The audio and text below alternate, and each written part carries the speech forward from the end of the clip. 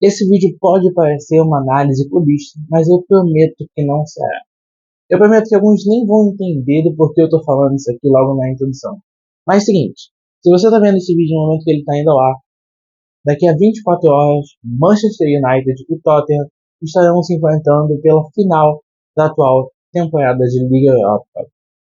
E bom, o que levou dois clubes tão mal classificados na Premier League a essa final do segundo maior torneio de clubes da UEFA? E o que cada um espera e pode levar dessa final? Eu quero falar disso com vocês, já vou pedir para vocês deixarem seu like, comentar no vídeo e também compartilhar com os amigos, claro, não esquecendo de se inscrever no canal se você não está inscrito.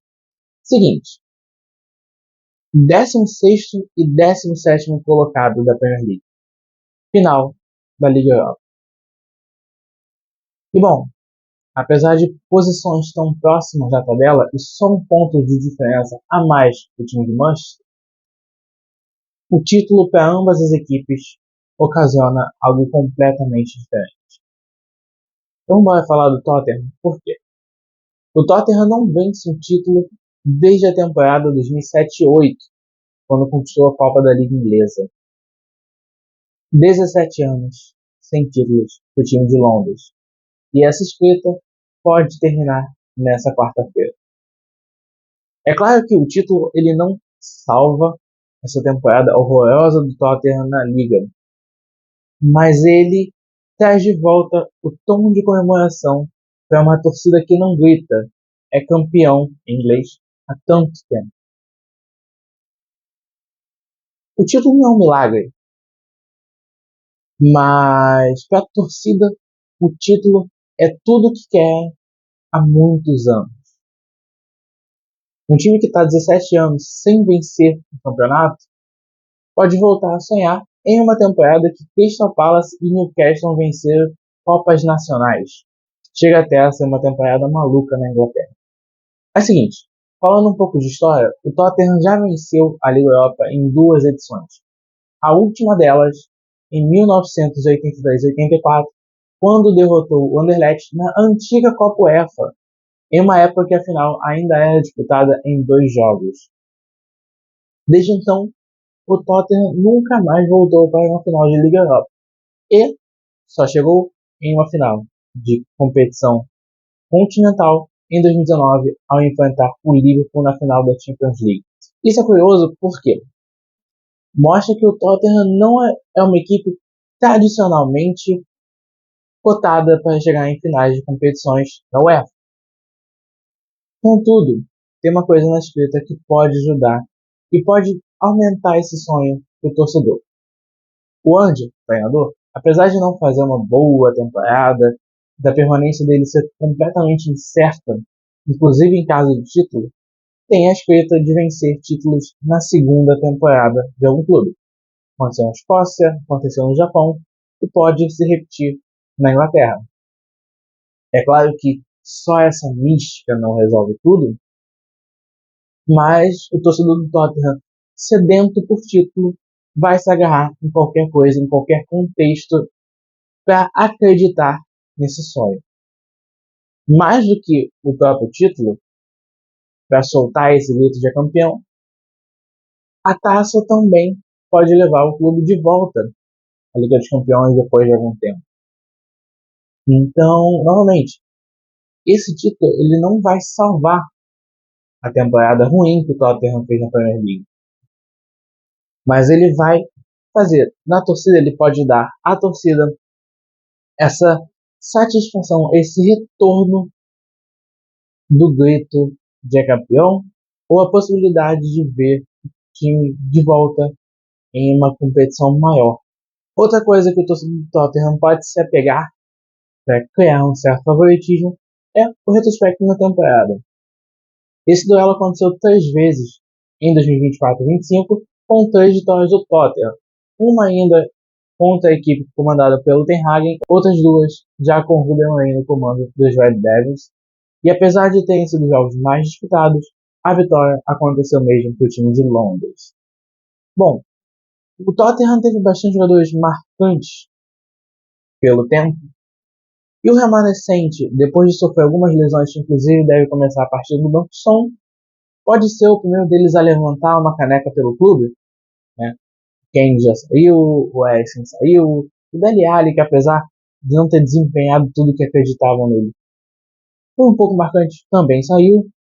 O Lloris, que apesar de não ser um goleiro muito elogiado, está escrito na história do Tottenham, conquistou uma Copa do Mundo antes de vencer algum título pela sua própria equipe que mais atuou na carreira, né? Então a gente vê essa possibilidade do Son de título pela primeira vez no Tottenham. Falando em Son, essa final também acaba perdendo alguns jogadores importantes, mesmo em baixa, da temporada do Tottenham. Kulusevski, que chegou a jogar bastante bola na temporada passada, e Maddison estão fora por problemas de joelho. A gente ainda vai ver como é que o Andy vai fazer essa equipe jogar na final. É claro que ele tentou diversas maneiras na Premier League e dificilmente a gente viu algo encaixado de fato, tanto que o Tottenham não vence na Premier League desde o mês de março, mas a gente pode ver algo diferente para ir de frente contra esses times do United e pegando esse gancho de lesão, de mudanças, o United talvez não possa reclamar tanto disso. O United não tem todos os jogadores à disposição. A gente tem a questão ainda de ver quem vai jogar ao lado do Lindelof e do Maguire, se vai ser o Yoho, se vai ser o próprio Luke Shaw. Outras questões de jogadores que não estão 100% recuperados. Mas a base principal do time está lá. E se eu falei do Son de um lado, do United eu preciso falar de Bruno Fernandes, que foi mais uma vez o cara da equipe na temporada e que é o maior nome individual do clube desde o fim da era Ferguson, e isso é fato. Bruno Fernandes, quando chega numa janela curta de janeiro, ele já começa a destruir dali. A gente pode apontar momentos de altos e baixos, uns pênaltis perdidos, principalmente numa época de Cristiano Ronaldo, mas o fato é que o Bruno Fernandes foi o jogador mais sólido vestindo a camisa do United em bastante tempo.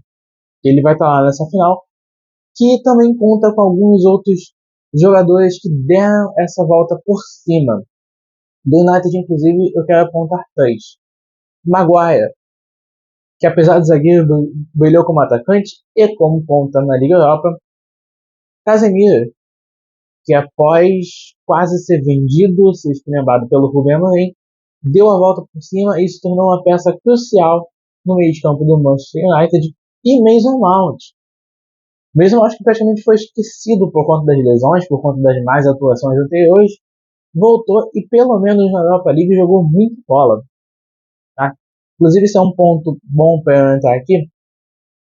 O United, principalmente nessa fase final de Liga Europa, teve atuações muito boas que podem ser esperançosas para a próxima temporada. O Rubem Amorim mesmo entendeu essa competição como uma forma de experimentar. Isso rendeu um jogaço contra o Lyon, um baita primeiro jogo contra o Atlético Clube de Bilbao, um baita segundo tempo contra o Bilbao, que evitou que o Bilbao jogasse essa final em casa. É curioso a gente ver uma final de Liga Europa sem um time espanhol.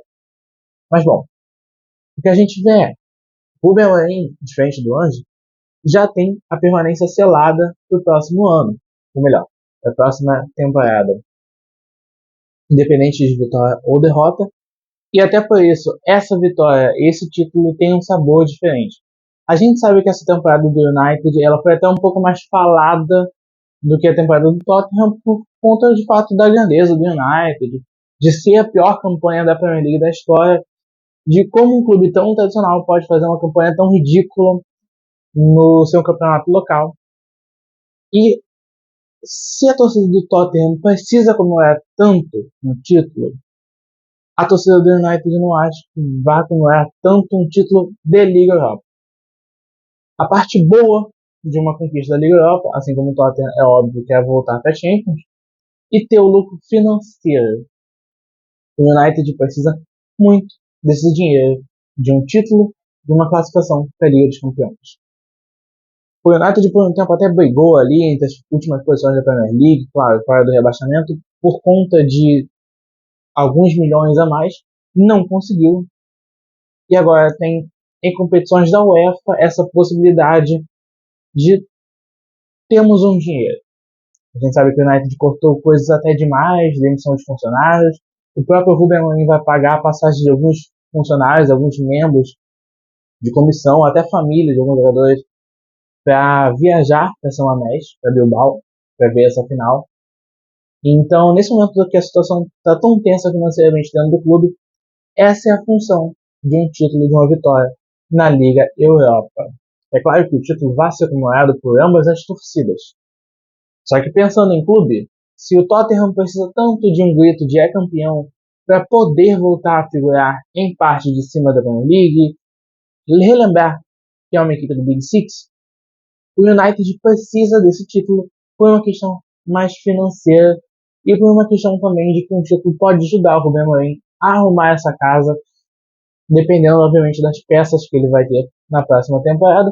Uma delas já praticamente confirmada é o Matheus Cunha, mas tem outros nomes que o United também especula. Mas bem, o mistério acaba amanhã às 4 da tarde. Que tenhamos um bom jogo, porque a última final que o Tottenham se meteu não foi tão boa. Apesar da última final do United também na Liga Europa, ela foi um pouco mais emocionante. Não boa para mim, mas eu espero que tenhamos um bom jogo.